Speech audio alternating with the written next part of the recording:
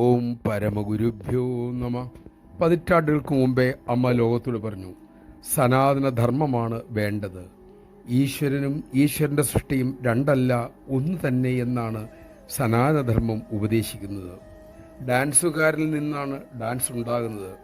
ഡാൻസിന് മുമ്പും ഡാൻസ് നടക്കുമ്പോഴും ഡാൻസ് കഴിയുമ്പോഴും ഉള്ളത് ഡാൻസുകാരൻ തന്നെയാണ്.